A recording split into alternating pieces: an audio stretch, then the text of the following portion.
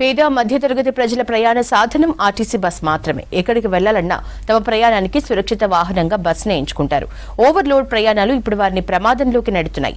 ఇటీవల బస్సు ప్రయాణాలు పెరగటం, అందుకు తగ్గ కొత్త బస్సులు రాకపోవడంతో ఇబ్బందులు తప్పటం లేదు.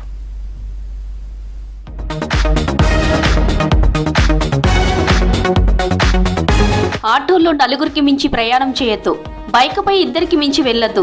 కానీ ఈ రూల్స్ ఆర్టీసీ బస్సులకు ఎందుకుండవనేది సామాన్యులను వేధిస్తున్న ప్రశ్న.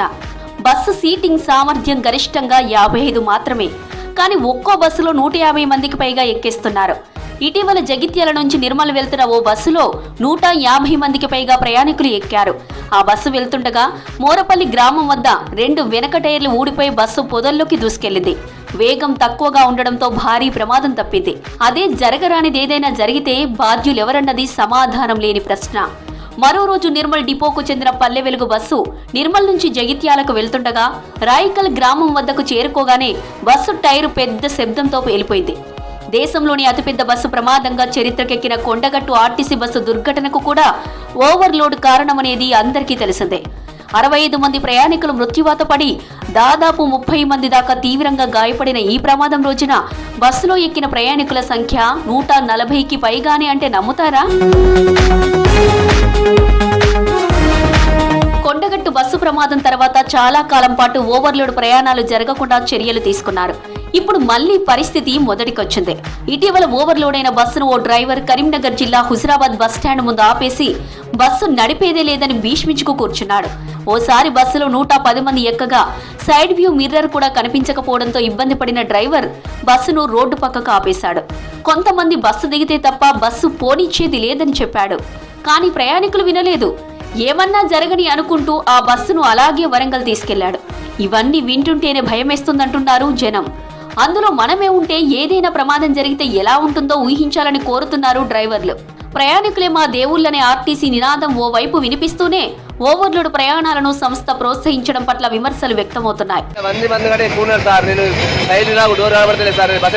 చెప్పండి, మీరే చెప్పండి. కాబట్టి మీ సైలెన్స్ లో కూడా సార్ అక్కడ లాస్ట్ దాకా మొత్తం స్టార్టింగ్ సార్. ఎవరైతే జిమ్గా ఇవ్వాలి సార్, డ్రైవర్ అడుగుతారు మీరు ఎవరైనా కానీ ఎందుకు డ్రైవర్ అంటారు. మరి ఎట్లా నడపాలి సార్ బస్సును? ఎన్ని సైడ్గా ఉండలేదు. 50 మంది కానీ 100 మంది ఉన్నారు సార్ బస్సులో. రైల్లో తీసి మొత్తం బియ్యం పెట్టండి. రైల్లో సీట్లో చూడండి, ఒక కాలుందా? ఇంత ఖాళీ లేదు సార్ బస్సు. ఎక్కడ సార్ బస్సులు?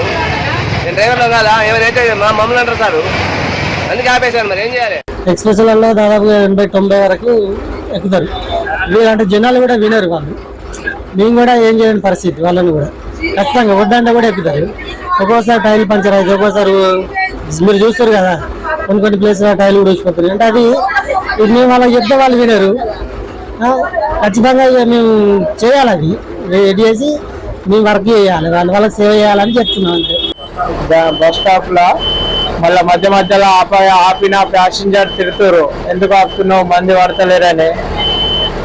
బస్ స్టాప్లలోనేమో ఫుల్ అయిపోతుంది బండి. రోడ్ల మీద బస్కు అడ్డంగా వచ్చేస్తారు జనాలు. కంపల్సరీ ఆపాల్సి వస్తుంది.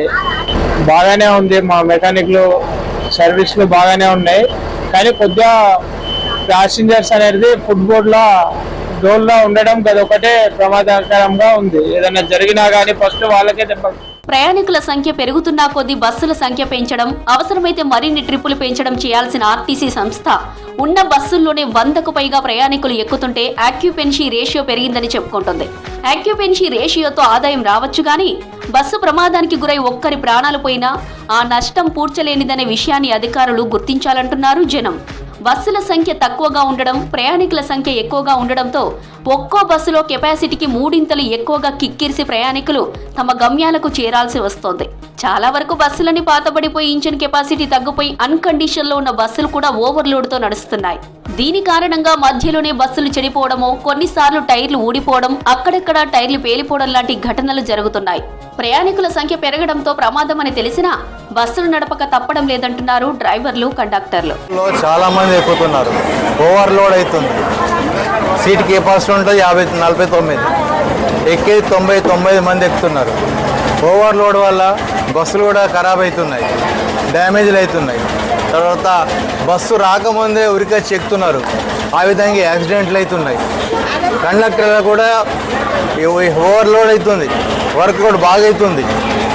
చెప్పడానికి వీళ్ళు చెప్తే వినట్లేదు. సీటింగ్ కెపాసిటీ కంటే ఎక్కువ తీసుకోవద్దు అని చెప్పి ఒకటి సర్కిల్లో తీసుకొస్తే మాకు బెటర్ ఉంటుంది.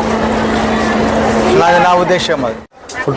ఫుట్బాల్ పైన స్టాండింగ్ లోపల చాలామంది ప్రయాణం చేస్తున్నారు. ఎంత చెప్పినా సర్దుకుంటలేరు. వెనుక బస్సు వస్తుందన్నా కానీ వాళ్ళు ఇదే ఉన్న బస్సులనే ఎక్కిపోవడం అన్నట్టు ఎక్కువ ఎక్కుతారు. ఫుట్బాల్ నుంచి పడిపోయిన వాళ్ళు కూడా ఉన్నారు.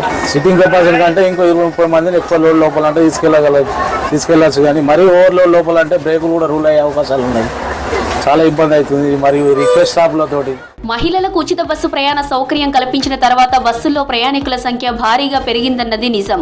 కానీ ప్రయాణికుల సంఖ్యకు అనుగుణంగా ఆర్టీసీ అధికారులు బస్సులను నడపకపోవడంతో ఓవర్లోడ్తో బస్సులు వెళ్లాల్సి వస్తోంది. అధికారులు ప్రభుత్వం స్పందించి ఓవర్లోడ్ ప్రయాణాలు లేకుండా ప్రయాణికులకు భద్రతతో కూడిన భరోసా ఇవ్వాలని కోరుతున్నారు.